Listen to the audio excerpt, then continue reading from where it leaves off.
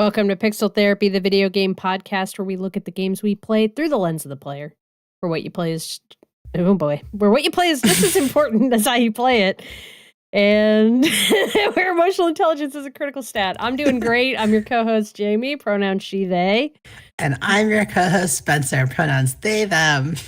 And I have been playing way too much Hades 2 and not sleeping enough. So thank you for joining us today. If you're new to the podcast, please, this is Pixel Therapy. There we go. Buried the lead. If you're new to the podcast, how did you get here? How did you get here? Welcome. I'd love to say that this isn't what it's always like, but it's kind of what it's always like. Please consider checking out our Patreon at patreon.com/pixeltherapypod, where you can subscribe for free to stay up to date on all things Pixel Therapy. It's the best way to find all of our podcasts, streams, and written thoughts and get notified whenever we put out new content, like this episode today.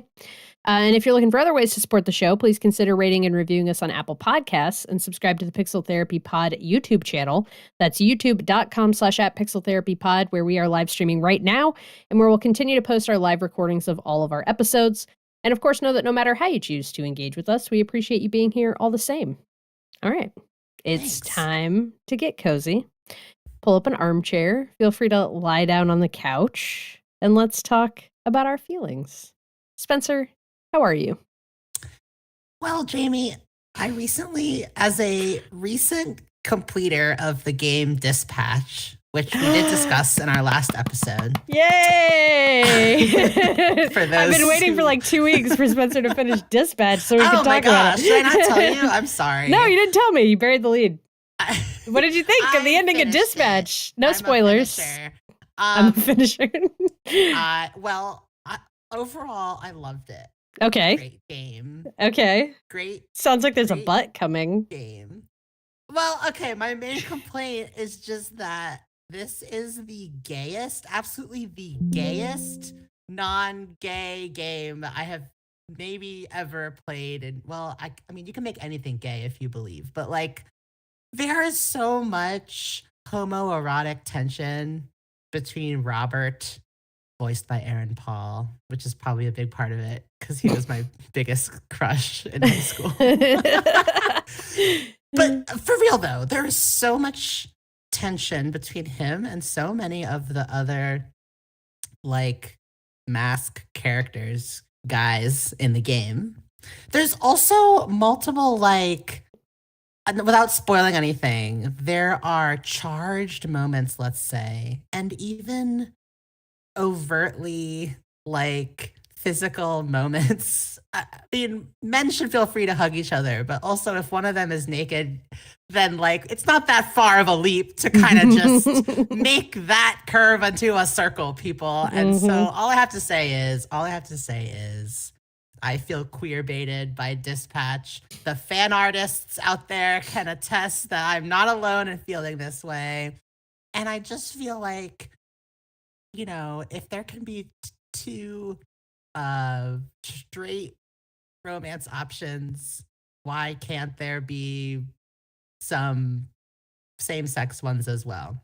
And let me just caveat by saying, like, I totally get the whole player sexual argument, like, just because, like, this idea that a character is attracted to everyone kind of dilutes the idea that someone can be queer.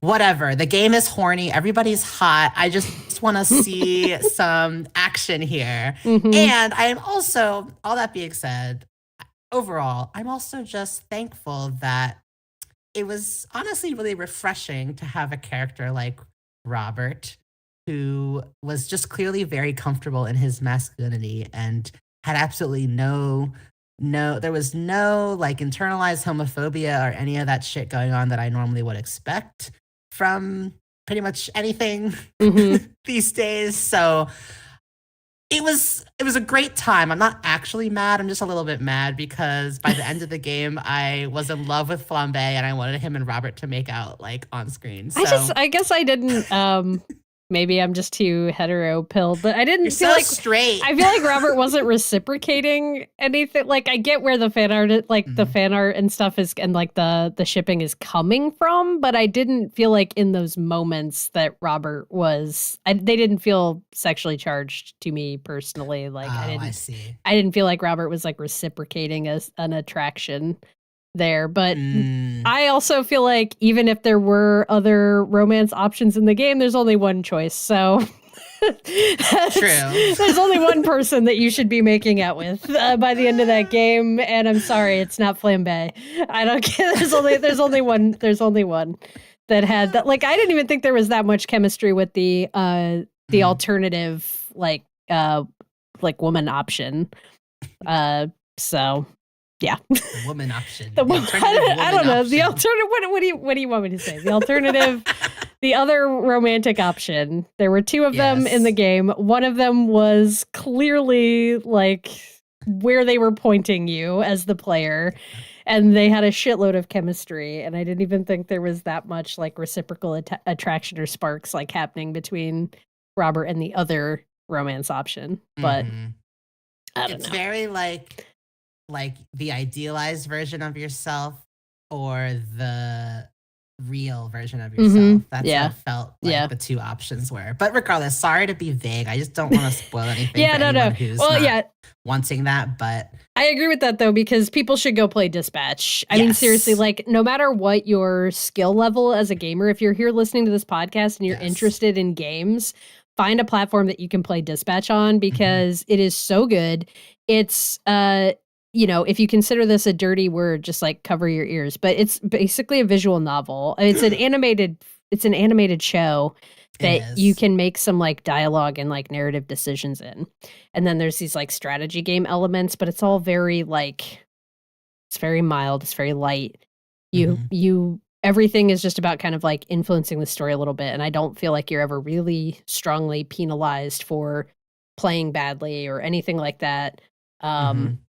This game is for anybody who likes superhero stories, and particularly ones that are trying to like do something different than what Marvel is putting out right now. And I would argue that it's also for people who don't like superhero stories, aka me. Like, I have to be dragged kicking and screaming into any like Marvel thing or any sort of, I don't know what the guys are now. There's DC ones too. Yeah. Regardless, I just like, if you just like good stories and and if you love to laugh and you love to have a think and you maybe want to have a cathartic sob, then Dispatch is the experience for you. And if you are kind of like meh about superheroes, and even if you're meh about games, like if you're like, ugh, video games, who has time for that? Then this is a great entry point for you. I feel like it's really just like watching a show. It is, 8 episodes, and it's really fun. It's really fun to like do with your partner, your housemates, or anybody in the house. Like, everybody can enjoy watching it, because so much of it is just watching the animated show, and then people can like disagree over what decisions you're making, or even take turns. It's 8 episodes. Each one's like 45 minutes to an hour, so it's like perfectly sized to like just play an episode a night or every other night. It's fucking great. It's so good. I can't wait to see what Ad Hoc does next. That Ad Hoc is the studio, and I'm just so I'm so excited to have games like this again, because I was a huge fan of Telltale and the games that they used to make, Walking Dead and Guardians of the Galaxy and Tales from the Borderland. Like, it's so fucking good. This is, I think, possibly even surpasses what they did with a lot of those games. A lot of that just being them letting go of the need to have the player directly control the character, and just leaning in to what these types of games do well. And just a quick point of clarification, I did say it's a visual novel earlier, but it also is fully voice acted. It's not a like text on screen, you have to read it kind of deal. So visual novel is the closest style of game that it is to, but it's not a traditional visual novel in the sense that you're reading it. It's all fully voice acted, fully animated. Like, it feels like you're watching an animated series. It's like watching Invincible. It's great. Go play Dispatch. Tell all your friends to play Dispatch. So fucking good. And then email us and tell us what you thought. Yeah. Email us and tell us how right we were. Mm-hmm. If you thought we were wrong, you can fuck off. We don't want to hear that. No, just kidding. You can have a contrarian opinion. Just be nice about it. Amazing. Was there anything else you wanted to say about Dispatch? I didn't mean to steamroll a bit there. It has a cinematic mode. I just remembered that. So if it's literally, people can just sit around and watch it. So you don't even have to really interact with anything. So just download it. Okay, end of rant. Yeah, go get it. It's not. I'm trying to remember how much it was too. I'm thinking it was like $20 to $30 on PlayStation. That very reasonably priced. Like the cost of 2 movie theater tickets and a popcorn. Exactly. I feel like there was something else I had been playing, and now my brain has shorted out. Maybe Dispatch was the game I was going to bring up. I think that was it. Yeah, it was like a narrative driven. Yeah, well, I like had in my head that I wanted to check in on a game that we'd been playing, and I think it must have been Dispatch. Okay. Sorry for that tangent. Are you ready to talk about our main topic today? Sure. Okay. Let's talk about our main topic, which is Hades 2. Spencer and I have been playing Hades 2. This is the follow-up to 2020's Hades from Supergiant Games, my personal favorite developer. Like its predecessor, it's an action roguelike with heavy role-playing mechanics and in-depth writing, featuring a complex world of characters, all based at least loosely in Greek mythology. And this time around, the story follows the daughter of Hades, Zagreus' younger sister. Zagreus was our protagonist in the previous Hades game, and he is the son of Hades. And in this game, you play as the daughter of Hades as she fights to save her family from the Titan of Time, her grandfather Kronos. Like with Hades 1, Supergiant had an extended early access period for the game. It began in May of last year, and it finally hit the 1.0 release in September. It's currently available on PC and Switch, with plans to release on other consoles later on, and it has a 94 on OpenCritic. It just received multiple nominations at this year's The Game Awards, including Game of the Year. So immediately very beloved, just like the first Hades game was. Spencer, you have played and rolled credits on Hades 2, which we'll get more into what that really means, rolling credits in Hades 2 later on. High level, what did you think of the game? Yeah, I mean, it's funny, like, even though it was available for early access, and even after it finally dropped in late September, I was definitely sort of dragging my feet on playing it. And the same thing happened with the first Hades, because I think I tend to be like, oh, this kind of difficult combat focused game is really not for me. And I think my ADHD brain hears like, oh, you have to do runs over and over again. And that's actually the game. Like, you're supposed to die and you're supposed to fail and you're supposed to do it over and over and over again. Just immediately like makes me recoil. But just like with Hades 1, I was like, the mood struck and I was like, all right, let me check it out. And sure enough, the first few runs were a slog. I was like, I don't know about this. This is so hard. I can't even get past like the halfway point of a run. How long is this going to take? Oh my God. And then something just shifts and I end up getting like super addicted to it and having a great time. And so the same thing happened again. And I think there were definitely a ton of, I guess, what you would call quality of life improvements with this game over the first one, where I think the first game really felt like a narrative-driven game that delightfully happened to have pretty satisfying content, but I felt like satisfying combat, but it was pretty spammy. Like how I remember playing it was just like, you had your attack and your special move, and you would just be jamming those two buttons and hoping you made it through. I feel like in Hades 2, the scope of the type of builds you can have, the type of weapons, and therefore the types of combat strategies you can employ also open up a lot. And I actually found myself, maybe for the first time in my life, actually like enjoying a game for the combat, which is not typically something I relate to when people are like, Oh yeah, like what's that one? The big Elden Ring. Like the combat is so satisfying. It doesn't even matter if you die. And I'm like, truly can't relate.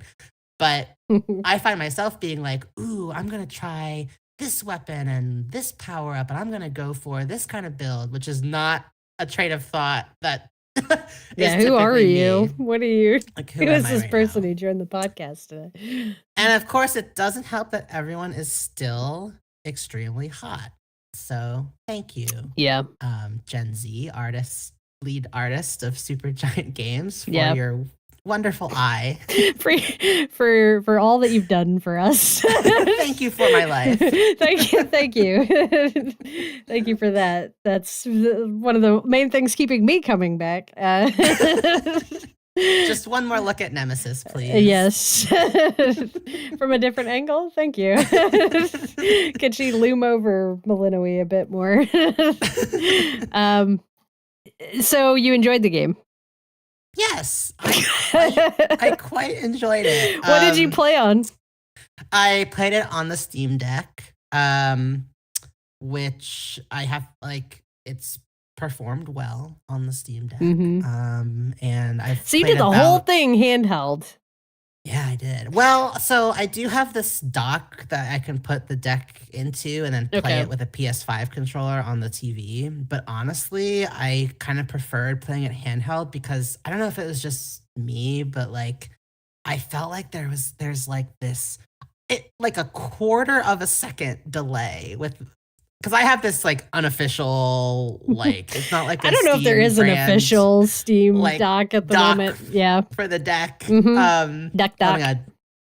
But I'm sorry, I was about to go on a tangent about the Steam Cube, but that's probably for a different conversation. Yeah, maybe not right this moment. But just Google that, people, and then we'll talk about it later. But email us about the Steam Cube, and we'll about the Steam Cube. We'll just start taking our conversations offline, or technically online, but like off the podcast. Just send us an email, and we'll talk to you about what we think of the Steam Cube. Bring back letter writing. Yes, a newsletter. Okay. Yes. I'm so sorry. I felt like there was this like quarter of a second delay with the dock setup I was using, and I kept feeling like just the movements weren't as tight. So I just went back to handheld. Okay. But yeah, like, I mean, so what I'm hearing is, it sounds like you played it on Switch? Switch. I played it on the Switch too. Wow. Yeah. Nice. I'm living in the future over here.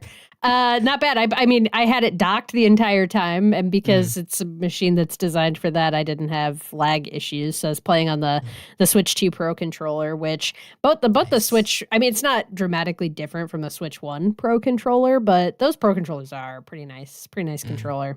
They're a little bit small, which is good because I got little baby hands. They do. Thank you for confirming for everyone. Spencer's seen my hands in person. They're quite small. Yeah,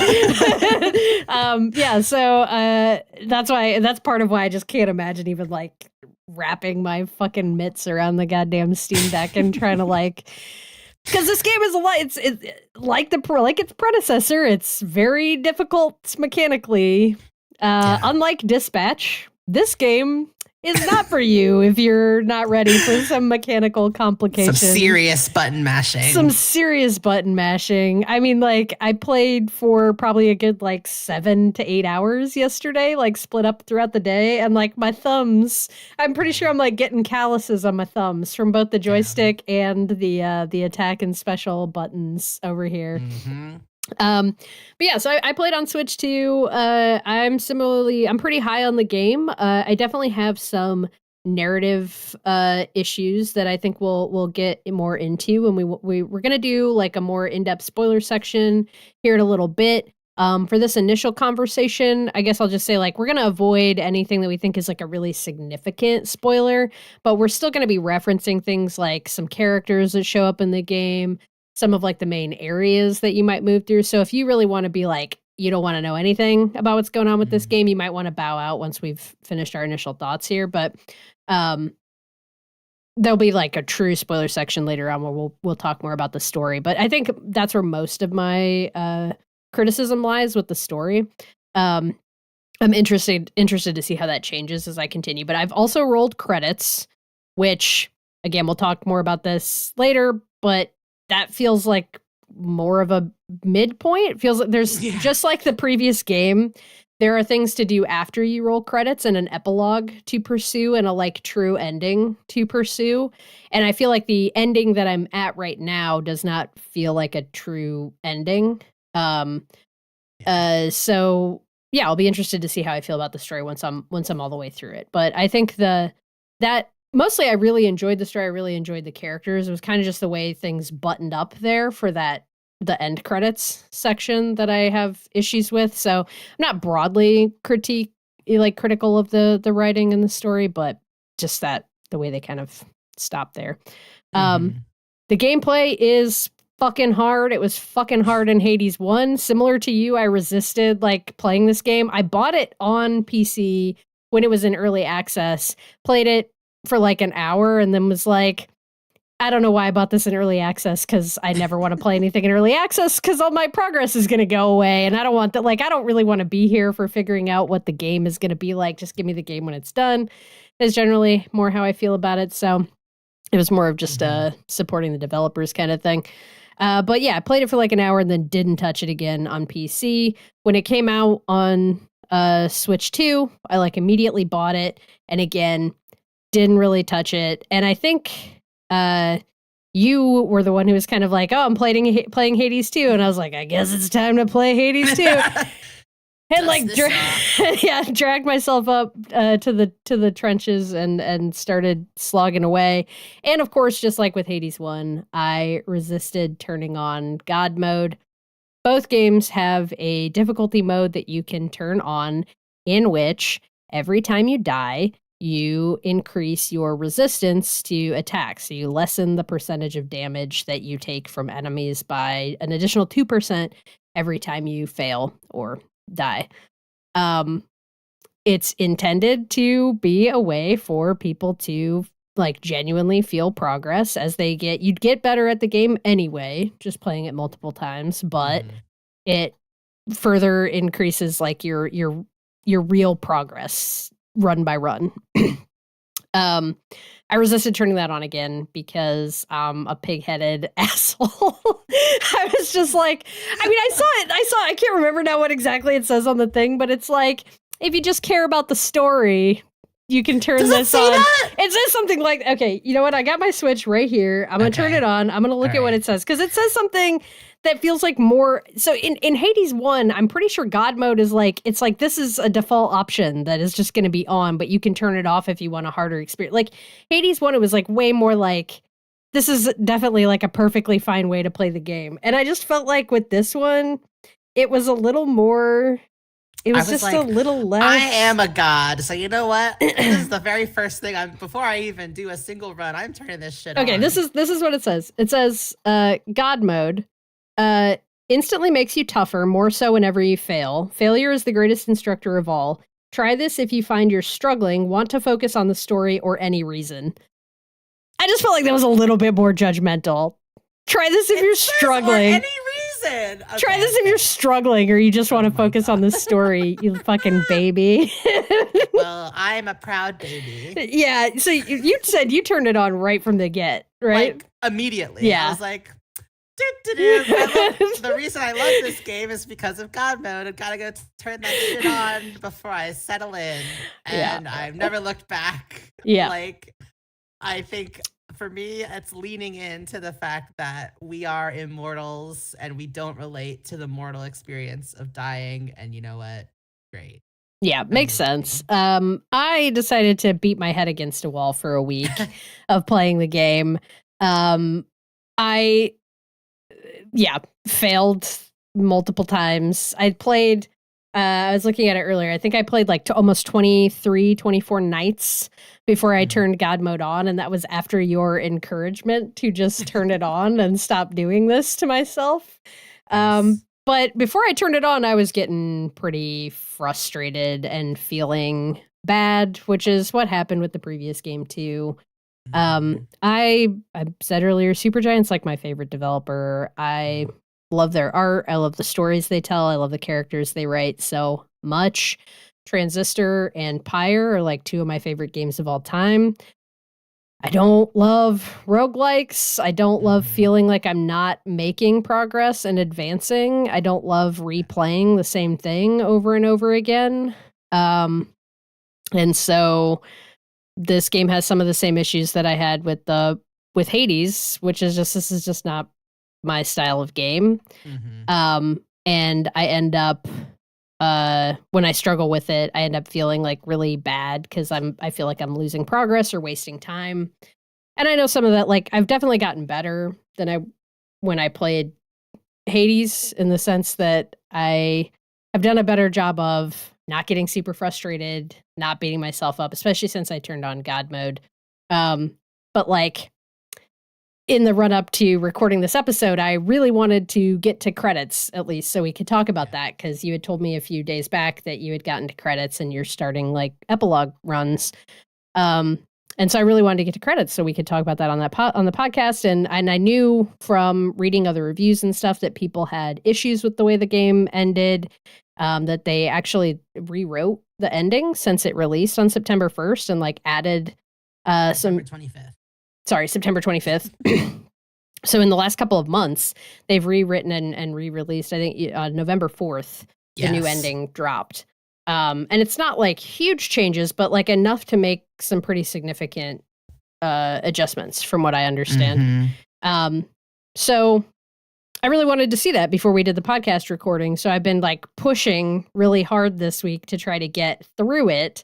And last night I was still up at 4 a.m. OMG. Well, yeah, so this is what this game fucking does to me.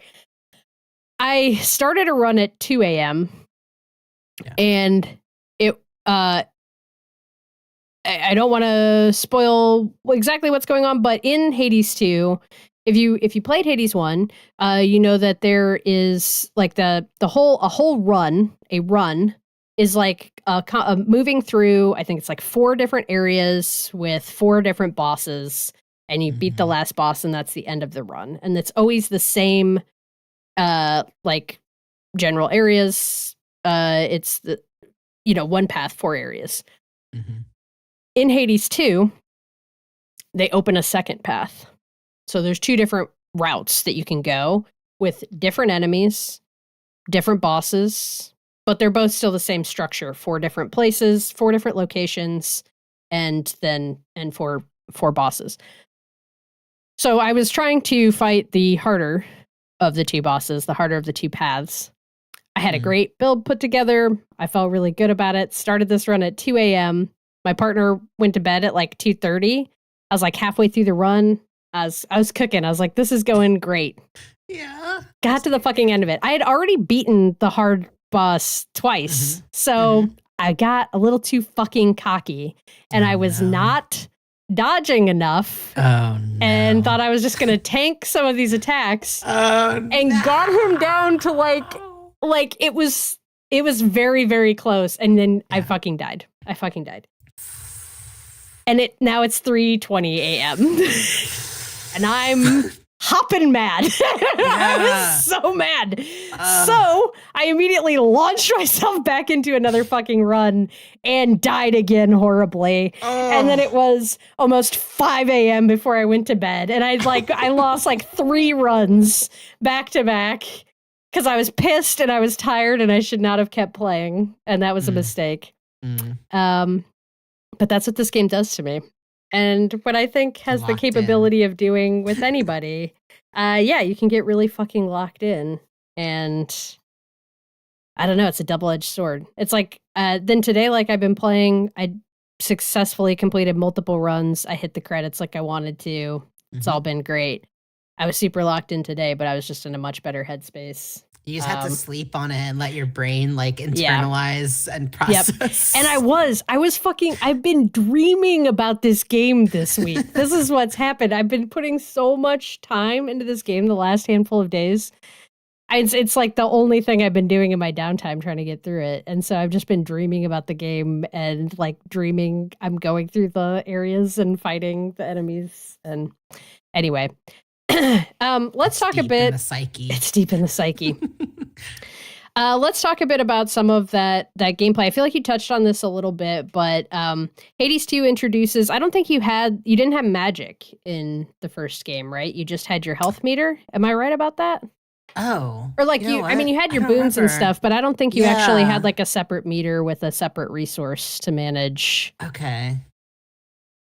Maybe I'm wrong about that. But you do have that in this game. Our main character, her name is Malinoe. And she's the younger sister of Zagreus. The game starts out with Malinoe in the Crossroads, which is kind of a land between places, but it's sort of this hidden area. And she's part of what is essentially like a group of spies, kind of.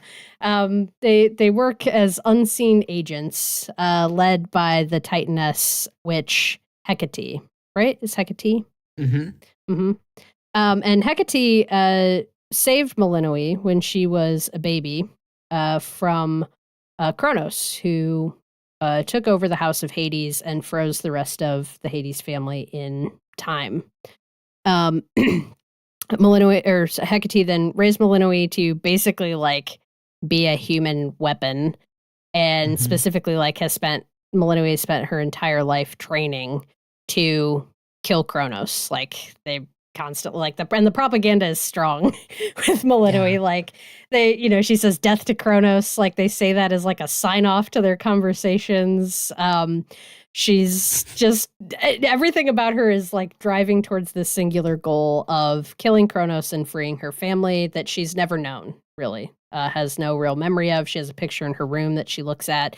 And it always struck me, you can look at the picture, and one of the repeated lines that'll be said when she looks at this picture, it's this painting of Hades standing there with Zagreus and Persephone, and they're holding little baby Malinoe. And she'll look at the picture and she'll say, she's like, as headmistress says, like, all that you've lost is all that you are. Which is just very indicative of her psyche in the game. It's her one driving force is to get her family back. You are right. There was no magic bar in Hades 1. It was like they had this concept of casting where you could have like a move that you could do, usually given via boons from other gods, but there wasn't like this extra meter. Okay. Confirmed. Yeah, great.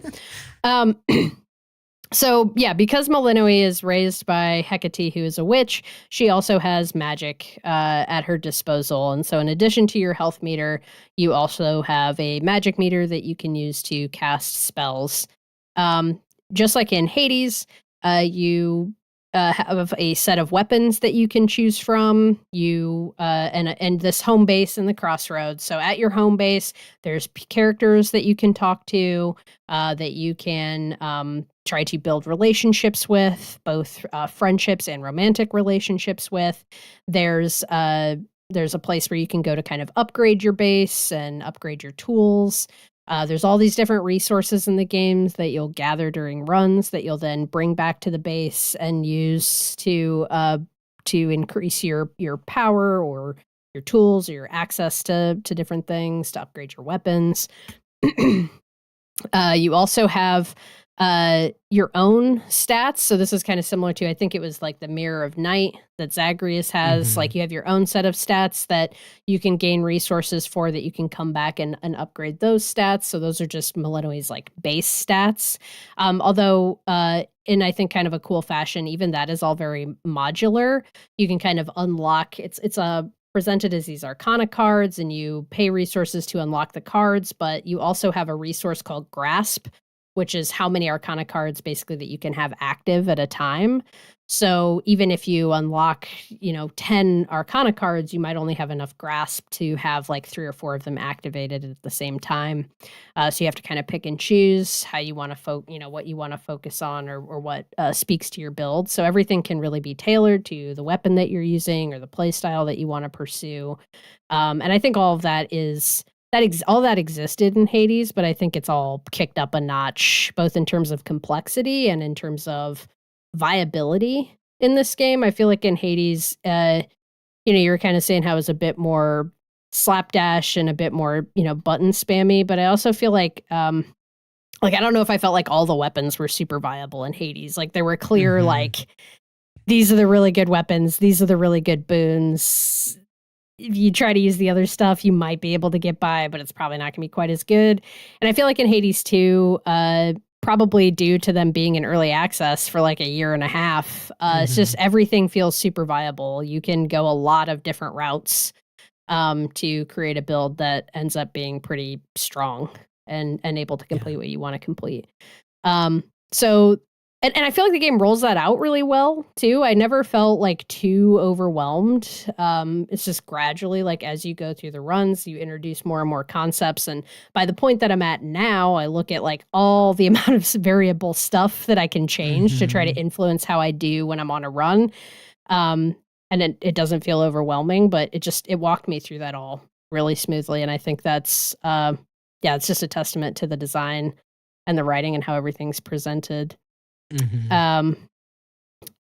What do you want to talk a bit about, like any of your favorite weapons or boons or builds here, or sure, or maybe talk a bit about how the boons work? Yeah, okay. So just because there's so many there's so, like, I think to the point Jamie made about the variants, like I really feel like you can have very different runs with very different setups each time you play, which just lends to the infinite playability of the game. But getting into, and that's all just the setup, but getting into the runs themselves, a lot like Hades 1, as you are this kind of outcasts making your way along these paths to your ultimate goal of fighting a boss. There are NPCs in the form of the other gods in the Greek canon who are supporting you on your journey. And as you clear hordes of enemies, you're rewarded with from the quote unquote rooms as you make your way, down to your down your path.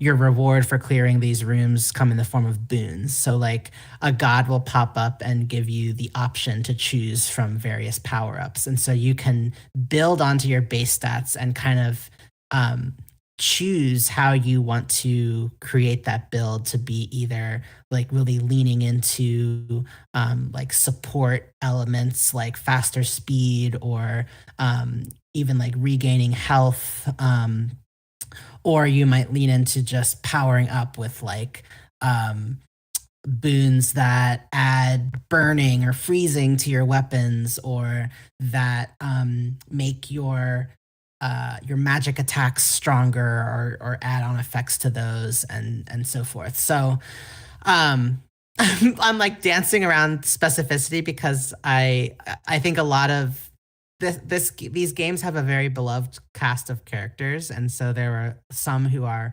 returning, many who are returning, some who are new, and even in those interactions where these gods or supporting characters are giving you these boons, there's also some lore that can be lifted from the conversations you have with them. And so every run, even if it's not successful, is still an opportunity to kind of learn more about the world that these characters are living in, about their relationships with each other, about things that have happened in between the last game and this one. And so, even if you're dying a bunch, there's still stuff to be gleaned from each run.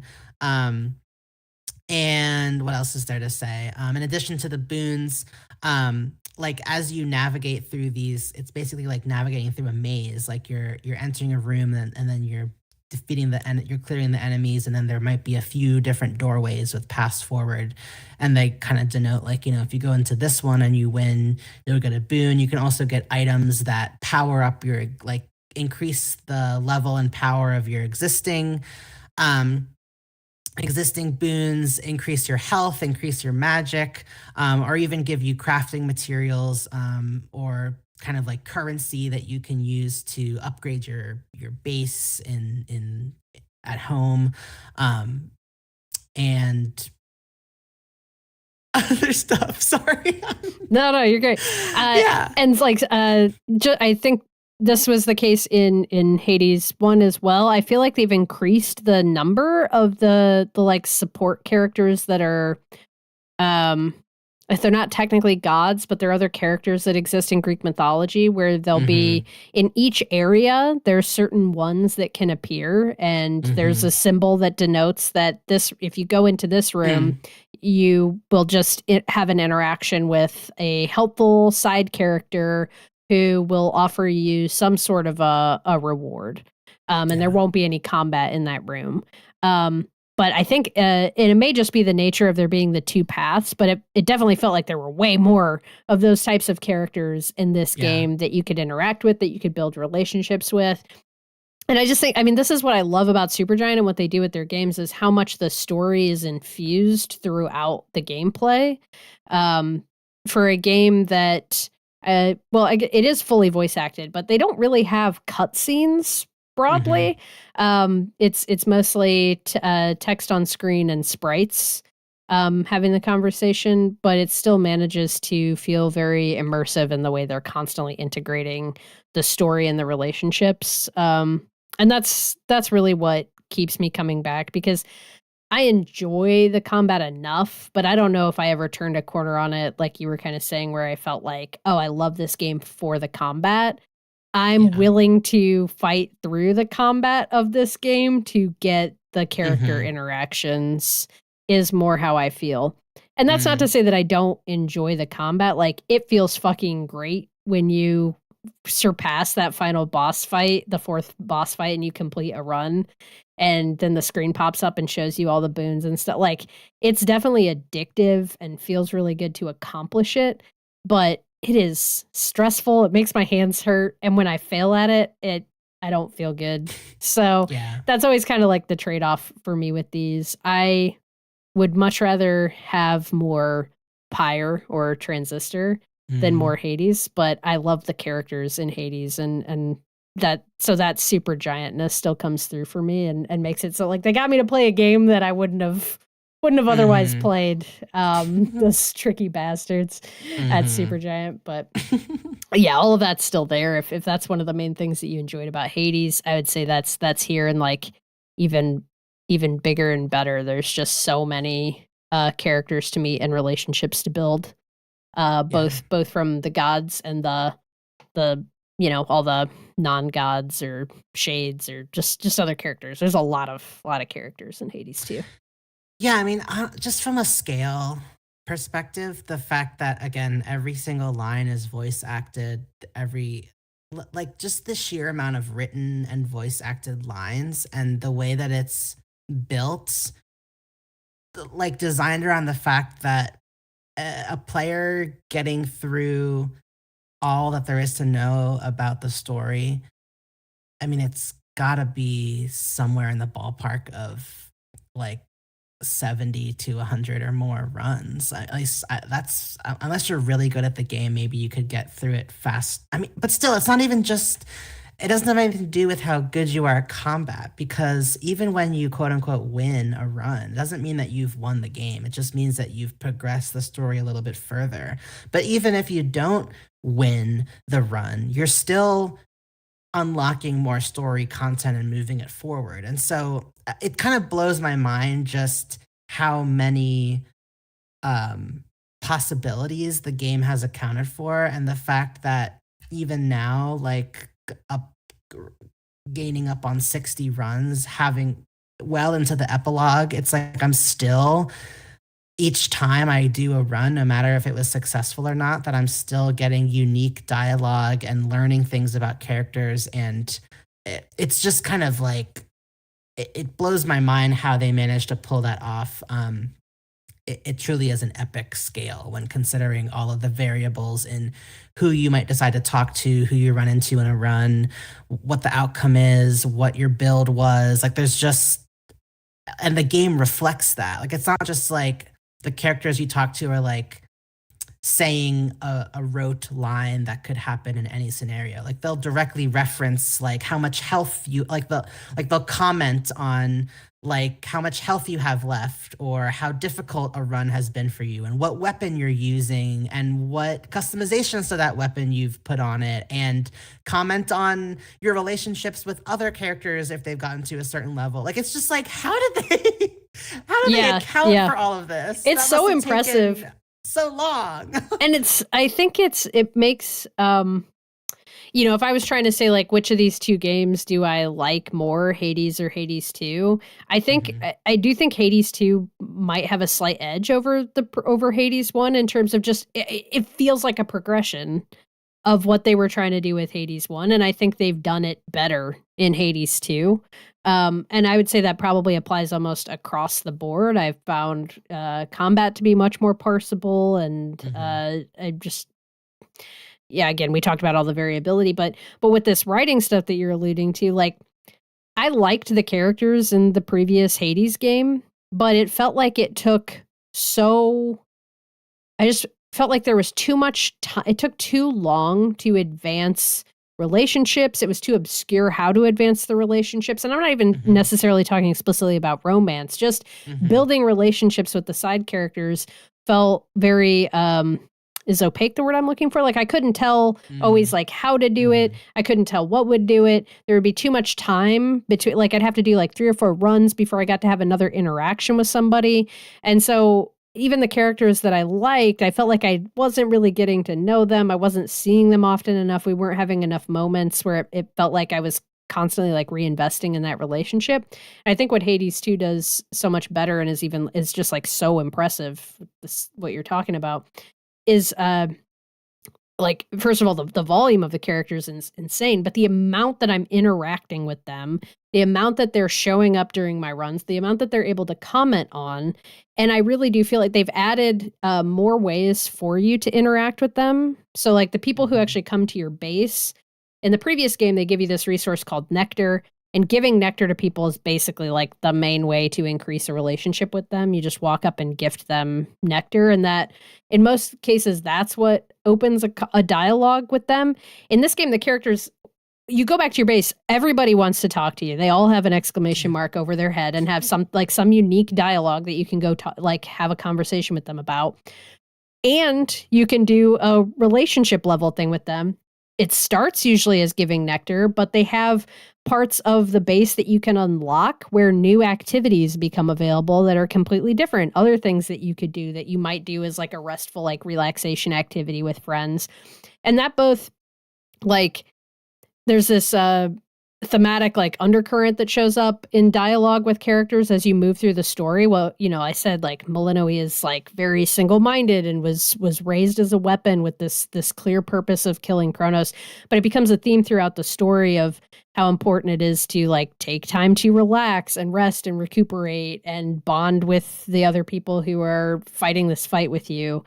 And they've just added more ways to do that at the base and more ways to actually like build what feel like much more realistic relationships between the characters, and I've really found that way more engaging. I liked the characters in the previous Hades game. There are like multiple characters in Hades 2 that I just like really love, and I always want to like run into them when I'm on runs. And again, I'm not just talking about romance stuff. I just really like these characters and I want to know what they're saying, and I just feel like there's way fewer of them. Like in the previous game, there were a couple of characters that I really sought out like that. And in this game, I feel like it's a pretty long list of people that I really want to interact with and have a new interaction with. And some of them even are characters that are quote unquote bad guys and enemies, like, but there's opportunities to talk to them too and get their perspective on things. And yeah, the writing is just, the character writing is top notch. Yeah. Maybe we should shift and talk a bit about some of expand a bit on some of these themes. Yeah. And like, what's another? Are you ready to go into spoilers, story. Or do you want to talk a bit more broadly for another couple minutes? Why don't we say like, because I think talking through some of the themes will naturally lead to spoilery discussion. So I think this is probably a good place to mark as a proceed with caution. Okay. Before we do that, like just generally, do you think people should play Hades 2? And how do you think it stacks up against the previous Hades game? I mean, I think that I think it improves upon it in every way. I mean, so something I enjoy about it is that the main characters are incredible, like night and day, which is like really fun to kind of, if you have played Hades 1, that Zagreus, the protagonist of that game, is incredibly funny, doesn't take anything seriously. He's like well liked by pretty much everybody. And then you have a known, he's like the popular guy. And then you have Melanoi in this game, and she's just a lot more serious. She is basically like the straight man in every scenario. In the sense that she has like no sense of humor and is very disciplined and focused and is an outcast because she was literally raised without her family, without really anyone knowing about her. And so I think like at first it kind of grated on me. So I guess I'm mentioning that because it's like, I'm curious, like if I hadn't played Hades 1 and I was like, you know what, this new game came out, I want to check it out. I'm wondering if I would have started out with a bit more fondness for Melanoi because she is charming in her earnestness, but I missed Zagreus. So, I think over time I've come to appreciate them both. And I think something that I think is another plus for this game is that I still feel friction towards Melanoi for reasons that I'll get into in the spoiler side of this discussion. But because of the fact that this writing is so grounded in like how I think would be realistic portrayals of not just this specific character, but the fact that all of these characters are immortal and truly cannot relate to what it means to be human in certain ways, because of the fact that they have endless lives and unfettered power and are just locked in constant cycles of like fighting and resolving and that's just the world that these characters live in. I do think that certain ways that she behaves are realistic for that character. And so it makes me respect the writing even more, that they're not bending over backwards to make her likable to me, because the very nature of who she is not a person in the way that I'm a person. So like, I like that. I like that there's ways in which there will always be that friction, and is a testament to just how grounded and deep the world building is with this game. So yes, you should play it. However, if you are someone who gets very frustrated by roguelikes, or doesn't like losing, like you may find that it might not make you feel happy all the time. But don't be stubborn. Just turn on God mode. Just turn on God mode. It's there. It's there for you. It's okay. Just turn it on. You can put a limit on it if you want. You don't want to. You can? Nice. Yeah, there's a God mode limit. It defaults to 80%. So like 80% of the damage coming in would be negated, but you can change it. Well, there you go. You could make it higher. You could make it lower. Right. But yeah, go play Hades 2. 2 thumbs up from us. Let's get into spoilers now. And for my sake, this will be spoilers through where the credits roll. Don't spoil the epilogue for me. Please. But yeah, talk to me more about your issues with Melanoi.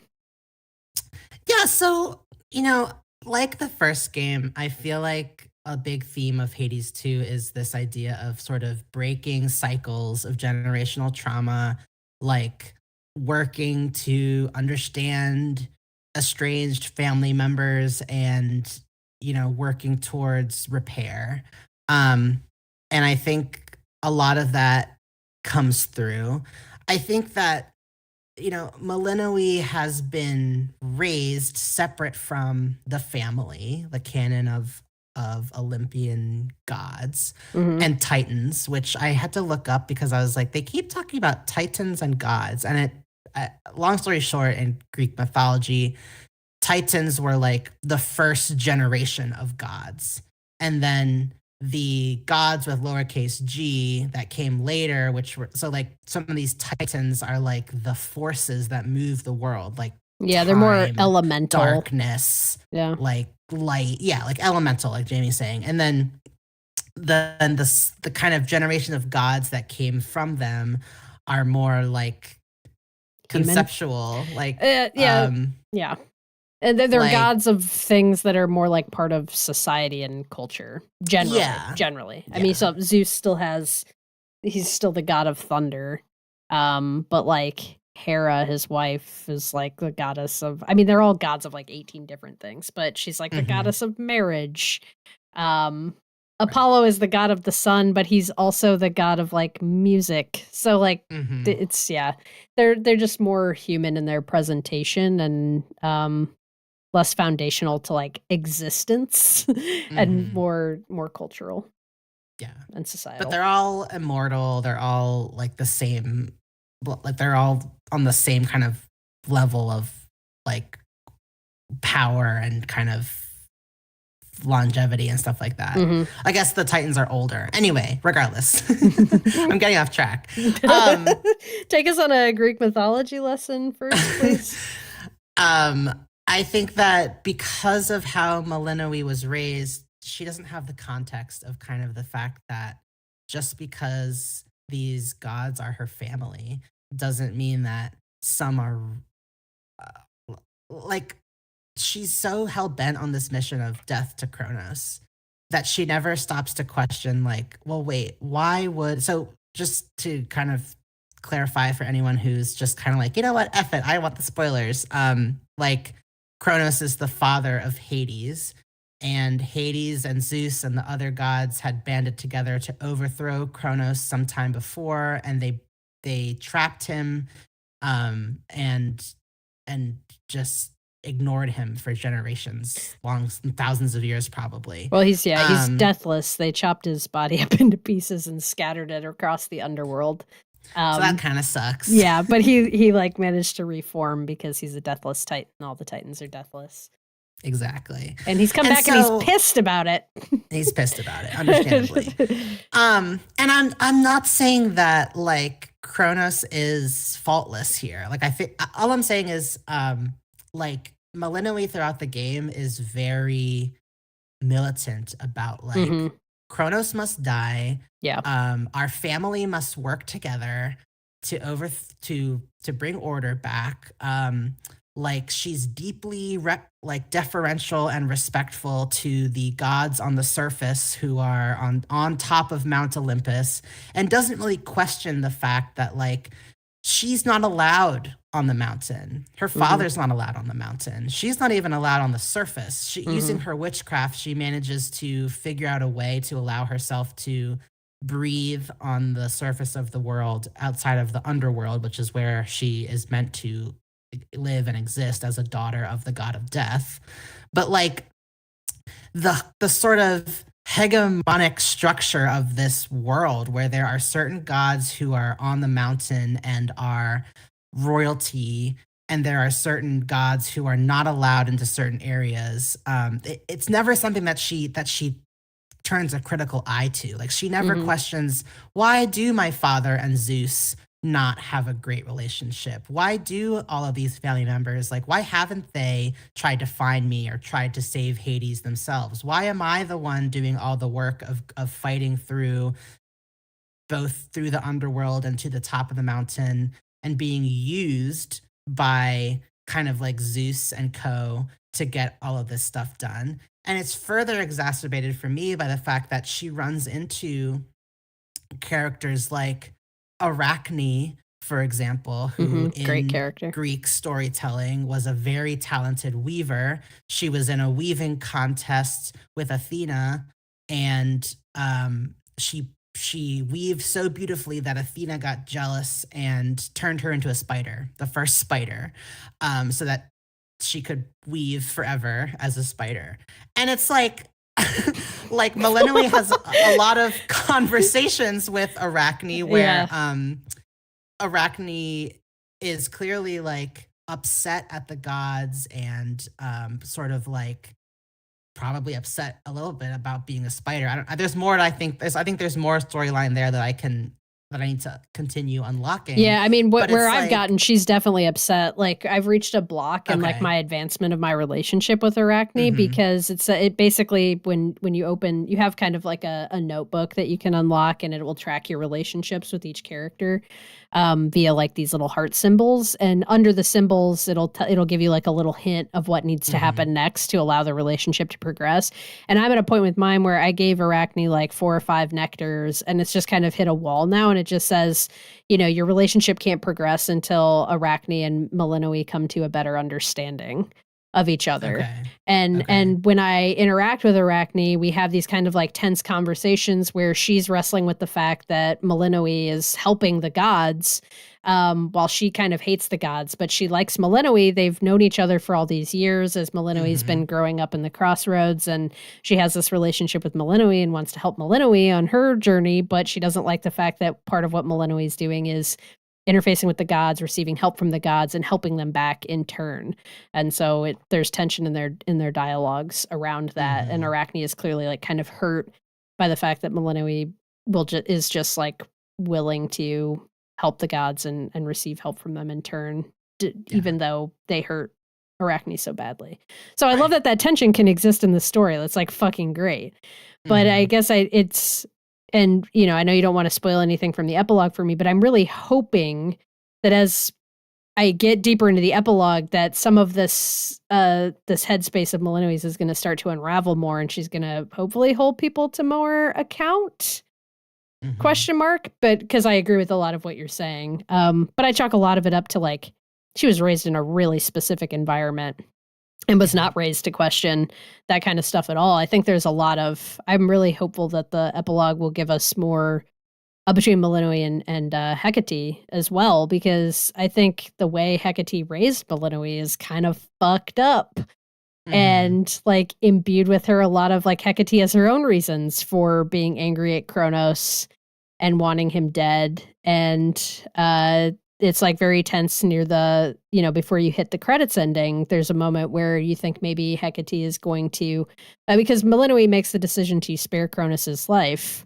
Well, I'm not going to belabor the entire like story of what happens there, but she makes the decision to spare Kronos's life, and Kronos becomes like reformed in his behaviors. But there's a moment where you think maybe Hecate is going to kill him anyway because of her own anger. I'm interested to see where that goes as well. Yeah. Sorry, I didn't mean to step over what you're saying. I just think that overall there's this conflict between, in some ways, the story seems to be saying like, hey, you know, family can be healed. There can be forgiveness in the sense that, you know, Malinois manages to find a way to reach common ground with Kronos, and he is working towards resolution with the rest of the family, and she's very happy about that. And at the same time, there's none of that accountability on the rest of the family, like the Olympians who have created this whole laddering of gods that are worthy of certain access to things that others aren't. So I'm sort of like, where's that same energy for like Malinois is so focused on, okay, we've neutralized Kronos, and he's working to repair the relationship with the rest of the canon. And where's that same energy towards, like Zeus has cast out his own brother, my father, into the underworld, and none of us are allowed to leave here. And I've met other people on my journey, like Heracles and Arachne and Icarus and other folks who have been materially harmed by Zeus and co. And I know this, and I don't care about that. So you're saying your primary frustration, because I think the game and the writers and the world is all being all of those factors, all those things are being critical of the god. Like they're very clearly showing that the gods are super fallible, that they kind of look at everything through rose-colored glasses, that they're up there on Olympus, like very disconnected from the realities of what, these other characters are going through. But what you want is for Millennium to be reflecting on that. You're frustrated by her not reflecting on that yet with where you're at in the game. Yes, exactly. And thank you for that clarification. I think the game is very much aware of, I burst out laughing, the first time that you make it up to Mount Olympus, and it's like the Apollo is scream singing while it's just so much. I'm like, the fuck are y'all doing up here? It's just your entire mountain is being attacked and you're just fucking up here chilling. It's the first time I ran into Dionysus, I love okay, his animation is, or his sprite is insane. But the first time you run into him when you're on Olympus, because I think we buried the lead a little bit here, but the other route that you can take, you can take the main route is down into the underworld to fight Kronos, and the other route is up Mount Olympus to the top of Mount Olympus where you fight Typhon the Titan, father of monsters, or I can't remember exactly his name. But he's in league with Kronos, and he's assaulting Mount Olympus. So you can go either direction, and eventually have to go both directions to finish this story. You need things from defeating Typhon to be able to defeat Kronos, and you need things from defeating Kronos to be able to defeat Typhon. So it's all kind of knit together really well. But on Mount Olympus, one of the safe rooms that you can find is Dionysus, and he's just fucking throwing a party. I was so annoyed at him, and that is what the one character that Millennium does express some frustration at. I think she does get a little annoyed that he's just kind of throwing a party while everyone else is fighting, including her. She's up here fighting their battle, and he's just having a good time. But yeah, I get where you're coming from. It's funny that you mentioned that, because I was finally, someone who I really liked Dionysus, because he was what? We're immortal. This is clearly some family conflict that has nothing to do with me. It'll get resolved at some point. Whatever. We're all why are you working so hard for a family who is just kind of benefiting from you? And so what? I kind of was Millennium needs this kind of reality check. So it's just funny, two very different reactions to that. But I think I just feel from that core concept of what family repair can look like, it feels unfair to me. I found myself really empathizing a lot with Kronos for some reason. I just felt maybe because I related to the fact that he was so frustrated with how bullheaded Millennium was being, which is understandable because of how she was raised and kind of the path she was put on, and the fact that he did freeze her entire family. That sucks. I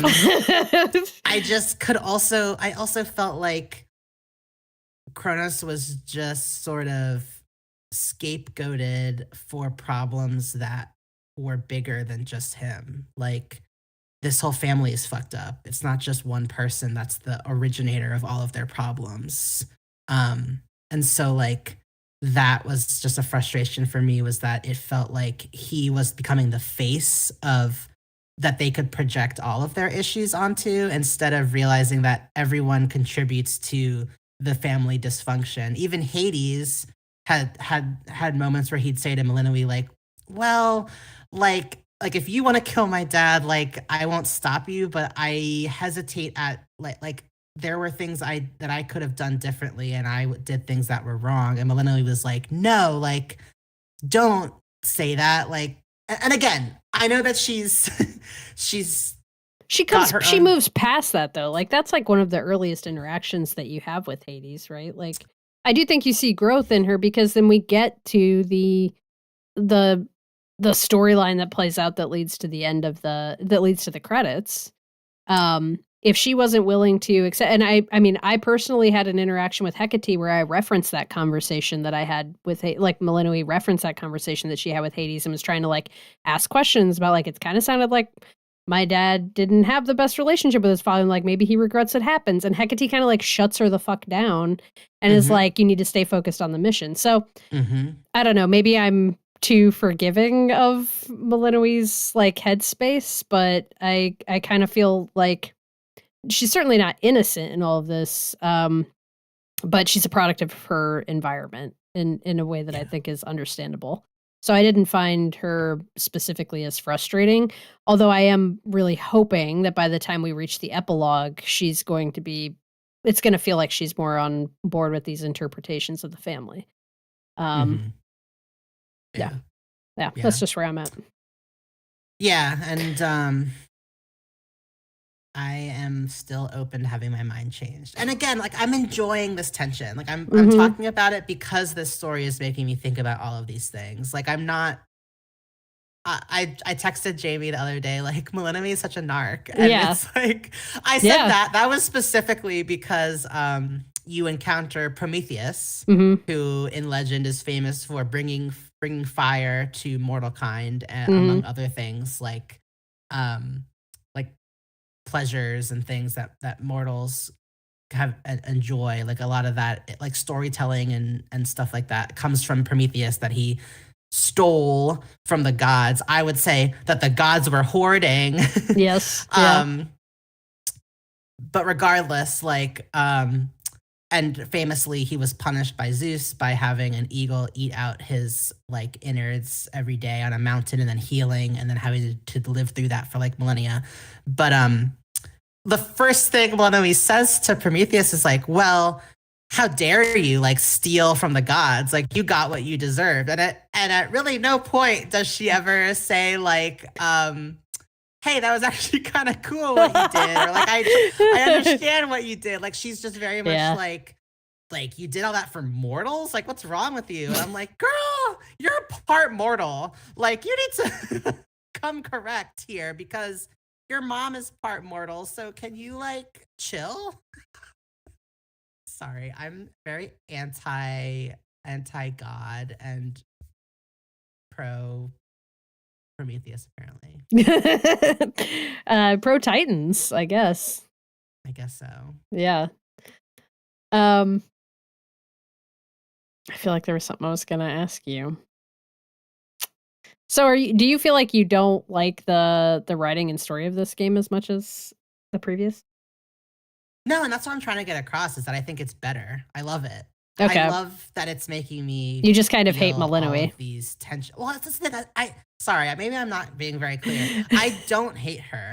I am frustrated with a lot of her beliefs, but I absolutely agree that she is a product of the environment in which she was raised. And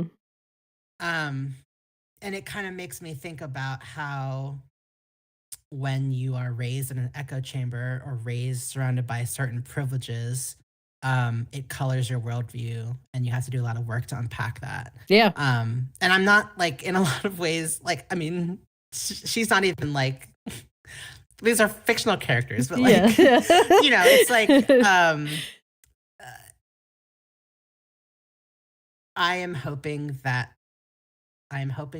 what I feel deep down to be true, which is that anyone is capable, has the capacity to change, is true for this fictional character as well. Yeah. But I don't hate her. I do have a lot of like I like that she's so obtuse and like humorless and like laser focused, and I find her very naive in that. Yeah. Like, in a lot of ways, she's incredibly uninformed about the world, and so maybe her bullheadedness and her stubbornness around certain things and her deeply held belief that she's right and that her worldview is correct is really just a metaphor for what it is to be like young.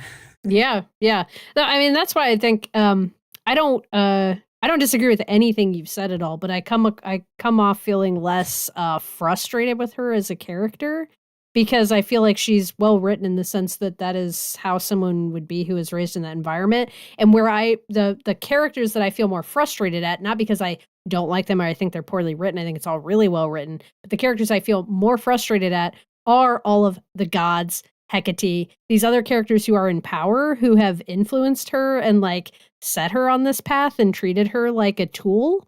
Rather than, I mean, even Odysseus, like everyone who participated in raising her, like needs to kind of like do some self-reflection as well. Because, I mean, you took a child and turned them into a weapon. Like, she's never had, there's conversations she has with other characters in the game about like, she doesn't even know what she would do after she resolves this. She has no other purpose, has never been shown any other path. And I think, at least from what I've seen in the game so far, it's clear that she is open to growing and starting to see things in a different way. And she's not, when she's presented with other information, I'm seeing hints of her starting to like chip through that, I don't know, like what she's been raised to believe. The fact that she, Zagreus is able to influence her to start considering like maybe Kronos isn't like the bad guy, or maybe we shouldn't just kill this dude. Like he is our grandfather. And she's frustrated by that at first, but she thinks on it and she responds to it, and they come back and they work on a plan of how to do this. And I don't know. I guess I'm seeing signs of her being willing to unpack that more and shift that understanding. So we'll see where it all ends up with the epilogue. I feel like they could still fumble this a little bit, but I feel like even in the previous game, Zagreus never really like holds Olympus to account in any real way. Like they are presented as being obtuse and disconnected, and it's kind of just like a laughable thing a little bit in terms of how it was presented in the previous game. Of like, they don't have a fucking clue. And then they're not really ever going to pay the price for their wrongs in any real way. That's kind of just the nature of Greek mythology. Yeah, no, that's true. Yeah. Okay. What about you? Any? Oh, yeah. What did we say? I just was going to ask if you had any takes, any hot takes. If I have any hot takes. I mean, I feel like we've talked about a lot of it. The breaking the cycles of violence, or like not cycles of violence, cycles of like family trauma. I mean, that theme is always one that I enjoy and connect with, and I feel like it's pretty well done here. I did feel like though that the scenes that led up to the credits, everything just kind of happened a little bit quickly and easily for me. Like I understand, like it makes sense. It's not badly written in the sense that it doesn't make sense. It just felt like a big turn. In terms of like, it literally 1 minute Kronos wants to kill you. And then you all are successful with this mission because basically every time Melinoe beats Kronos in a fight, it like fucks with time because he's time, and she's like temporarily disabled him. And she's able to go into Zagreus's chambers, and through her like sorcery and through the Zagreus's mirror of night that he has in his bedroom, if you played the previous game, you remember that, she's able to move through dreams and talk to Zagreus in his dreams in the past.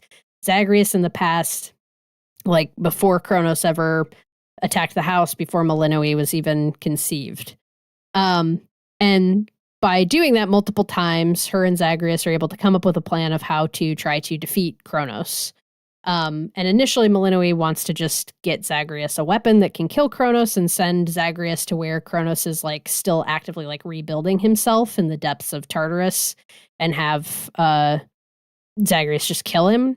And Zagreus questions that, and they go back and forth a bit. And then Melinoe does, give him the options. Like, if you think that you can reason with him and bring him in, like, because you're the head of security, like basically like arrest him and bring him into Father and try to not, just have this end in his death, like see if you can resolve it peacefully, basically. And the final time that you defeat Kronos, Zagreus is able to do that. And when you leave the dream state, basically it's like nothing, it wasn't like there were two timelines and like time changed. Like everything that's happened still happened, but everybody who was part of that, of like what could have happened, has the memory of the life that they could have had if Kronos had been found by Zagreus before he had fully formed and resumed power, if he had never taken the house of Hades hostage, and if he had basically been allowed to repair his relationship with Hades and live with the family while Melinoe grew up and be a grandfather to her.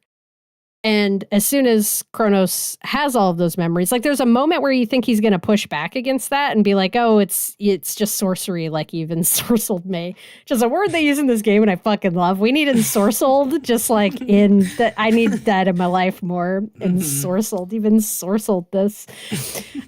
So initially he thinks he's ensorcelled. But then he accepts that, like, these were the memories of what could have been, and, like, everybody has, like, Hades has these memories, Melinoe has them, Zagreus has them, Persephone has them, and that, like, initiates a change of heart in him. It just happened very quickly.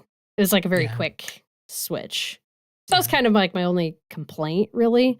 But I really liked how slowly they built towards you being willing to potentially find a route to, like, initially in the game, I was like on Team Melinoe in the Kronos fight of like, fuck this fucking guy. Like, he locked up everybody that I liked from the first game, you know, Thanatos, Nyx, like Meg, like everybody I fight, Zag, like they're all fucking in prison, in time prison.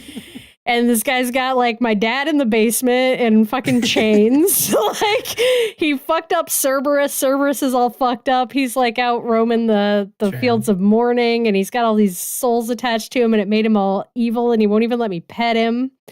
True. Like, my dad looks sad as fuck in his chains, and he's lost all hope. Like, no. The first time I ran into, because Hades is, like, one of the, like, safe room people that you can meet in the final area before you fight Kronos. And the first time I walked in the room and saw that it was Hades there, I got so emotional. I didn't like fully start crying, but I definitely got like, a little misty eyed and I was like, oh my God, I was like, Papa, Daddy, it's you.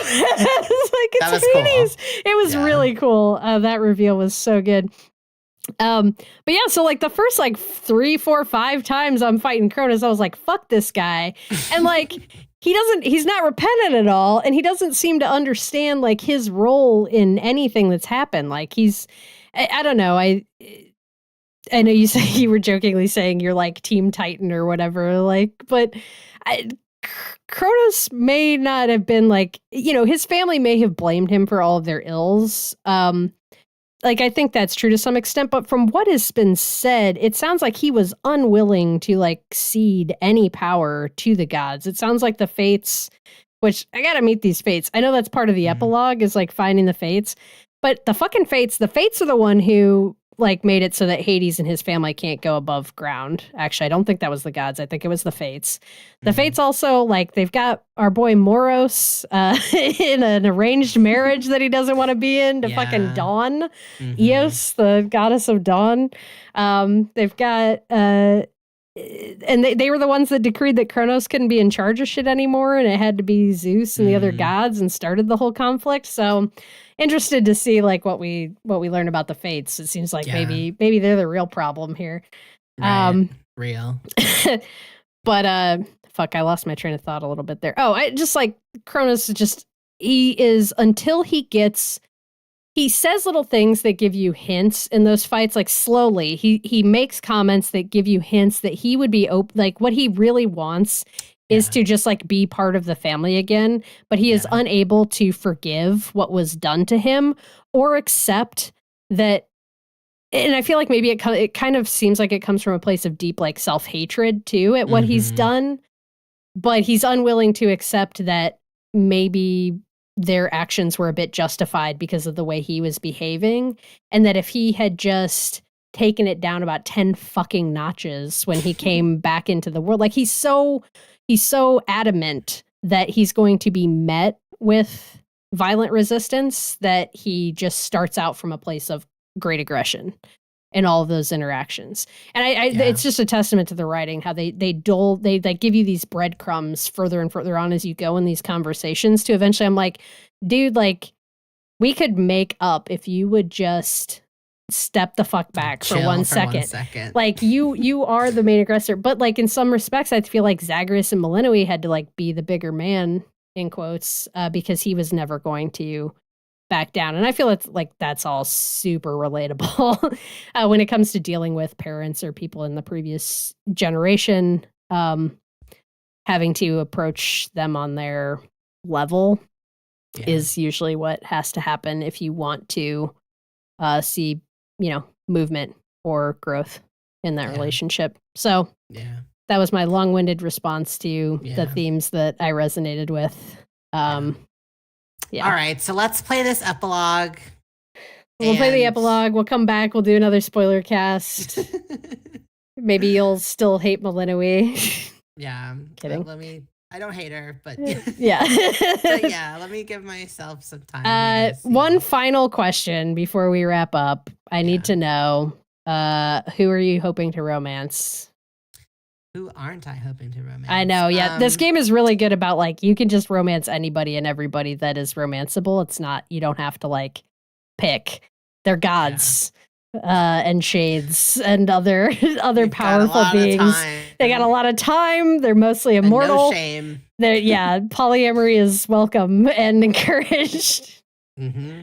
Yep. I mean, Moros is on top of my list. One of the sons of Nyx, one of the many children of Nyx, brother to the Fates, brother to Nemesis.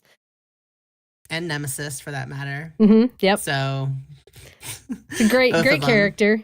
I love his voice actor. I'm not sure who does his voice acting, but his voice is great. Agree. And it's very sweet that he always calls Malinois princess. I don't know. He just has like this kind of like shy veneer to him. Yes, very respectful. And I kind of feel bad for him. He seems like a nice guy, but he's the one who brings doom. Like he's there when mortals meet like really tragic ends. Yeah.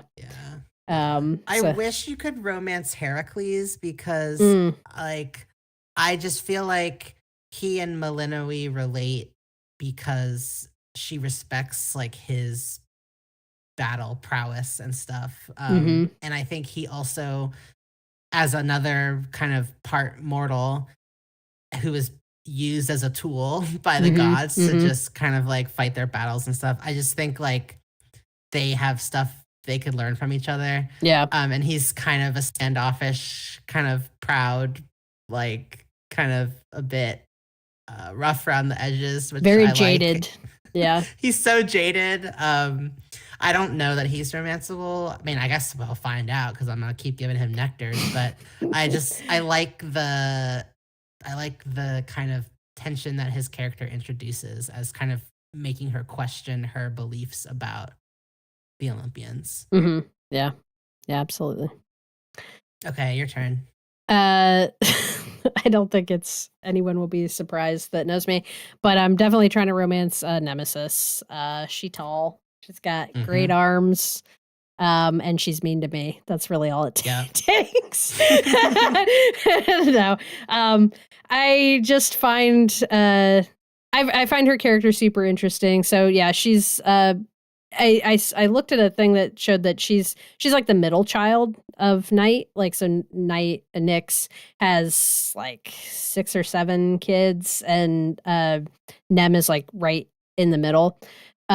She was also, it kind of seems like mostly raised by Hecate / like you kind of get the vibe that her and Malinois, I don't know if they technically grew up together, quote unquote, because these are all gods and shit, but like Malinois grew up, Nem was there. They've sparred and trained together their whole lives and like were both being trained for this fight against Kronos. And I just, I don't know. I really feel for Nemesis in this situation where she like desperately wants to prove herself, is like obviously concerned about her mother being like locked up by Kronos and like her family, the Fates are her sisters as well. And they've been taken by Kronos and, but she like kind of couches all of that in her defensiveness and aggressiveness and kind of only knows that path forward to expressing anything.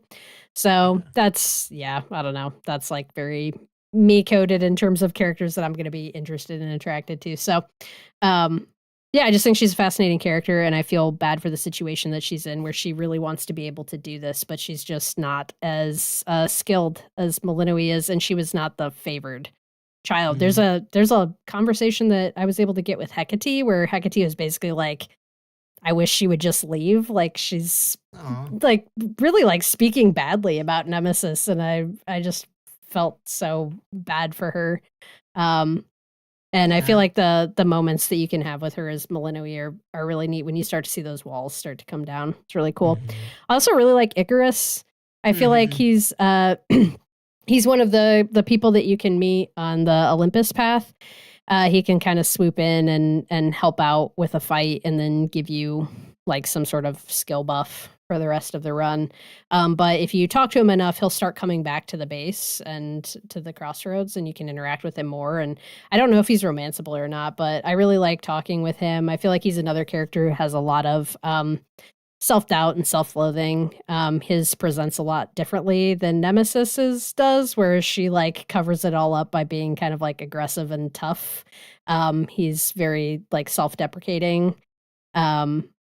It's just interesting how they play that up off of like his backstory. If you've heard the story of Icarus and Daedalus, like his dad is this super smart inventor, and Icarus was his son, and his dad made him these wings, and the story of Icarus like flying too close to the sun and then dying. So actually Icarus is a shade. He's which is basically like a ghost. But he's been allowed to like keep his form and is more powerful than other shades. I think it has to do with him like being part of like lore and stories. So he's more formed. But he kind of like hates himself, but he's an inventor too. And he just, I don't know. I just find him to be very, very sweet and sad. Yeah. Plus the fact that they already had a relationship when they got into it. It's like anything. I also am sort of, it's that as well, because there's already history there that I want to learn more about and be like, what happened? Yeah. And it's kind of like a parallel to the Thanatos Zagreus relationship in the first game, where from the first meeting and conversation, it's very obvious that there was some messy breakup that happened sometime before the events of the game, which is always just a really fun way to kick off an NPC relationship. Yeah. Well, and that's kind of what I like about the Nemesis relationship too. I don't think that like, I don't get the sense that her and Malinui had ever like hooked up, but it's clear that like they care for each other a lot more than they've ever like let on, because they've been kind of pitted against each other in this by Hecate. So I find that dynamic interesting. Oh, fun game. So you're going to keep playing? Yeah. You're going to get that epilogue? I make out with somebody. Got to make out with somebody before it all comes to an end. I wonder if, I know in Hades 1, you could get like couldn't you get, no, because they were siblings, right? Could you actually get a threesome with Thanatos and Meg? Yes. Okay. I'm just curious if there's like a Moros Nemesis. Again, though, they're all siblings, so it's fucking weird, but that's Greek mythology for you. All right, time is up for today's session of Pixel Therapy. Thank you for tuning in, and we hope that listening to our thoughts and feelings gave you some thoughts and feelings of your own. If you want more Pixel Therapy in your life, come check us out at patreon.com/pixeltherapypod, where you can sign up for free to stay up to date on everything we have going on, find an archive of all of our content, and even read occasional blog posts about games we don't find time to talk about on the podcast, though it has been a minute since I did one of those. You should also check out and subscribe to the Pixel Therapy Pod YouTube channel. That's youtube.com/@pixeltherapypod, where you can find live recordings of all our episodes, as well as an archive of our past streams. And be sure to support the show by rating and reviewing us on Apple Podcasts and Spotify. That stuff is just as important, and we appreciate it just as much. Finally, since we like to put our money and our energy where our mouth is, we end every episode with a recommended side quest. The Trans Asylum Seekers Support Network is an interdependent, solidarity-based network of queer and trans asylum seekers, loved ones, collective members, and volunteers dedicated to the abolition of all cages and borders, revolutionary compassion, and trans liberation. Their goal is to free transgender asylum seekers who are in detention centers and help them relocate to and create thriving lives in Western Massachusetts. You can learn more by visiting their website, which is, of course, in the show notes. It's transasylumsupport.github.io. You can check them out on Instagram at transasylumsupport. So check them out. Yeah, that's awesome. Thank you for that side quest, Spencer. That is our show for today. So go forth, run a story mission, level up some stats, and don't forget to hug an NPC every now and then, but you got to give them some nectar first. We'll be back soon with some more Pixel Therapy. Bye-bye.